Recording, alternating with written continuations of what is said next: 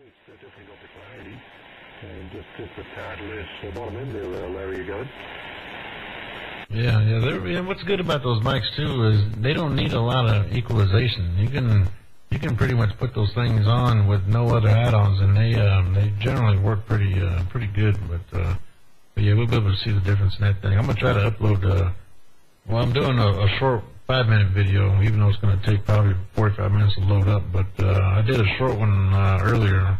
It's probably going to be done here pretty quick. But I'm going to let this one go to 20 minutes and see if I can upload a 20-minute one. Otherwise, I'll cut it in half. I'll do 2 10-minute ones. But it'll be real good because, like I said, the background noise is real low, and I got a good copy on you, so it should be all good. Thank you, so there, Larry. Appreciate it, man. While I'm at it, you're recording there. I'm going to put my EQ on the mixer flat. I'm just going to put it flat at, just a little bit. Just let me move this mic a little bit. So there we go. We're going to turn the mid-range down. There we go. That's the mid-range flat. And move to, let's see what that sounds like. I don't know if you can understand me, man, but that's everything flat. That's the treble flat at 12 o'clock, mid-range flat, and bass was flat anyway. I did have a bass too. So this must sound terrible to you, Larry, really? It's a lot different, I know that. I can still pull it out, but man, when you do that, it's just like it's almost like like you just blew away in the wind. It's like there's nothing there, but that's to be expected. But I still got a grip on it. But you'll be able to see it. It sounds down in the recording. It's probably going to sound like it just like I completely lost you in my radio. But I still got you on a needle. It's just big difference in the sound. But yeah, like that. It just it loses all its character that way. It still sounds good though, but just not what we're used to. There you go. This is just the treble. Only the treble is maximum, just for maximum clarity, and the mid-range is 12 o'clock. Bass is 12 o'clock. So we're not adding anything. We're not subtracting anything. It's just flat. So I mind the sound of this. It doesn't sound too bad. Is this what do you think of this sound, Larry? Does it sound a bit strange still? A bit sort of dull. There we go. It woke it up some. As soon as you started moving it kind of picked it back up. But you can hear that mids in there. What I do on mine? I use like a 31 band EQ, but what I do is I knock mine down at about 250 hertz. I drop that all the way down to I run that at its minimum. And the two next to it are pretty close. I forget exactly what it was, but I kind of notched it out at about 250 hertz, and that kind of gets it to where you can still have your mids to give you that punch, but and you can use your trebles in there too to make it to clean it up. Yet you can still have your lows in there too to kind of warm it up a little bit, but right about 250 hertz, I notched that out right there. Because right in there, it I found that kind of makes it, I don't know, it gives you kind of a funny sound. But if you, drop it down right in there, everything else you can probably run it wide open and it's still going to sound good. But that's the way I do this one over here. Is I right around 250 hertz, I kind of notch that one down to right at its minimum. Like you saw.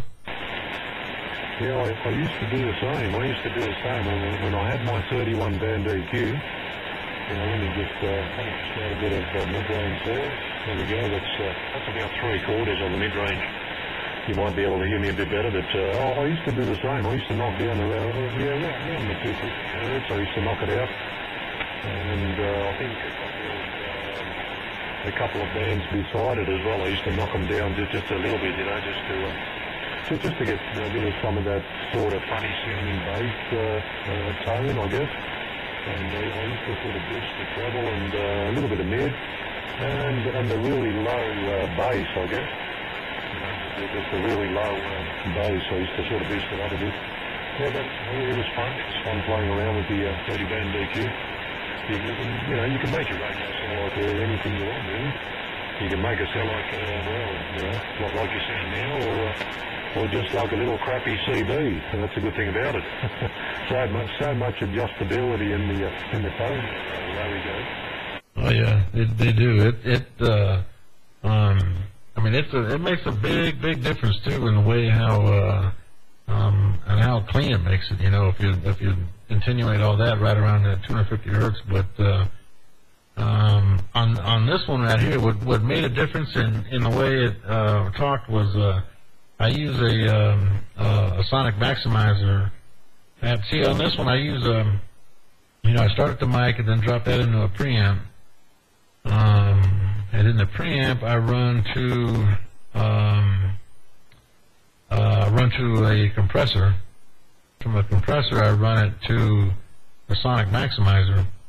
And when I added that in there, that thing, I don't know, it cost me like $100 maybe, or like $90 or something like that. But from one of the local places out this way. But when I added that little BBE sonic maximizer, that thing right there made a big difference in how it added a lot more punch to it, but yet it kept it clean.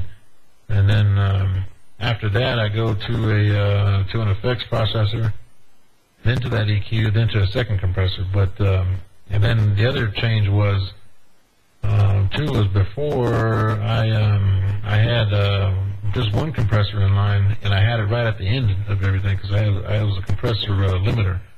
So I used to do all that right at the end of it. But the other thing too was when I added that sonic maximizer, I ran that. What I did was I bought a 4-channel compressor and put that in, and it got rid of my other one. But once I compressed it first before I went through everything, and then compressed it just a little bit on the end of it, that was another thing too that made it talk a lot better. But that little sonic maximizer, that's what that little thing right there made a big difference on this radio. Now I got channel 2 is running into this Yaesu, and I got channel 1 running into a AM transmitter. I got this old Johnson, and didn't really make a big difference on that one, but made a huge difference on this Yaesu side. QSL. Hey, that's it, man. Well, it's definitely working for you, mate. All the stuff you got in line. It sounds awesome, man. That's incredible. It's amazing what you can do with the bits and pieces of the equipment, I guess if you set them up right, not too much of this and that. If you set them up right, man, you can get some awesome sound out of it. I had my stuff for a while. I had my equipment for a little while, and had a good play with it and that sort of thing. But then I just found I was sort of bypassing everything just about. And I started working away just then with just the mic, the mixer, and the radio. I guess I could have kept it. I guess I could have kept all that stuff and a little bit more. But I don't know. You never know. Maybe one day I might buy a bit more rag gear and get into it again and start from scratch, I suppose. I mean, but like at the moment, it's not too bad. I think I'm getting some pretty good reports with it. So it's not too bad the way it sounds. It seems to cut through all the DX, all the crap out there. Everybody can hear me. And I guess that's pretty much the aim of the game, especially long distance like we're doing now. I think I'm doing a fairly good job anyway. Oh yeah, it's doing a real good job over here. And it does. I mean, adding that little bit to it just gives it just enough punch to where it really breaks through. I've heard a lot of recordings before where you can hear somebody that's got that kind of muscle and audio behind them. Behind a bigger somebody in there's got more signal, bigger station, whether it's on AM or sideband. So it helps with the punch too. A lot of people what they'll do is they'll roll all the bass out of it and concentrate on their mids to get that real penetrating DX punch. But I don't know. I leave mine alone. Once I kind of tune this thing up and I mean, I don't touch the rag gear. I mean, very rarely do I touch it, and if I do, it's just, you know, I might just barely nudge it one way or the other, but I leave it the same. I don't change it for DX, and I don't change it for local talking, so it works pretty good. But you know, the way a lot of guys are starting to do it now, they're doing it on the computer, so they're running.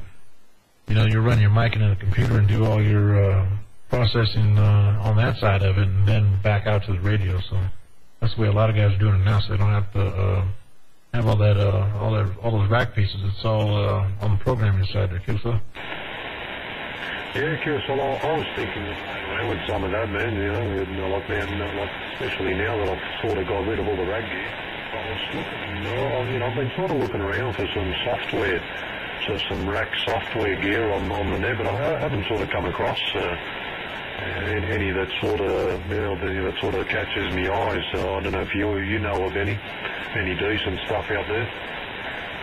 But anyway, I'll keep on looking, and eventually I'll find something that I like, and I might play around with some of it and see what it can do. But anyway, while I'm talking, I'm just gonna add a bit of bass and see what it does. You know, I haven't done it, man. I haven't done it. There we go. There's a bit more bass. I don't know if you can hear it. That's about 3/4 in the low tone. I don't know if that's too much. 1, 2, hello, 1, 2, 3. It's about 3/4 on the bass. There we go. It sounds alright on my side.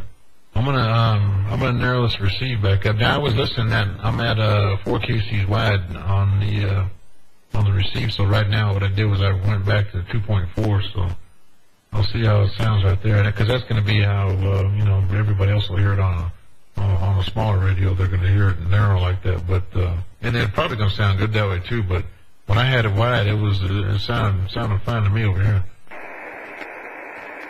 Yeah, QSL. I don't know if you noticed, I've added a little bit more bass into it. It's just the 80 hertz section. I think the mixer's only got 80 hertz of bass. So when I'm sort of adding bass, it's around there. So I don't know if that's is that distorted to you, Larry? Is that sounding a bit distorted your way, Evan? No, it's good on my side. I can tell you raised it up a little bit, but no, it sounds good over here. And when I narrowed it up, I narrowed the receive up a little bit, and you can't really hear the difference in that. So if somebody was listening that narrow, they probably couldn't hear the difference in it. But when I got I'm running, well, that's as wide as I can go with this is 4, but I'm running this thing that wide. It sounds good over here. Thank you. So here, just took some of it out again. It's on about on the first notch of adding a bit more bass. I thought I'll add a bit. You know, I've never sort of done it on your recordings before. I never sort of fiddled around with it. So I thought, man, while you're recording there, I'll play around and see what this 781 is capable of, I guess. So that really depends on your radio as well. But hey man, I'm going to have to pull the plug. I've got to take the girl to work, so I'm going to have to pull the plug, man, and get out of here for a while. So good catching up with you again, and appreciate the video gates, man. Definitely appreciate it. I'll be looking for it later on. I don't know if you're going to take them on me later on or tomorrow sometime, but I'll definitely be looking out for them to see what the difference is. You take care, Mr. Larry. I better run, man, otherwise she'll be late for work. We'll go on 73. World Radio 06, San Francisco, was a pleasure, mate. Keep those video gates rolling. This is World Radio 451. Easy, down under, saying it up. Cheers, Larry, appreciate it. I think I was just about in time, too, because I'm just about starting to lose you on my radio, so I guess the condition's starting to fall out on that side.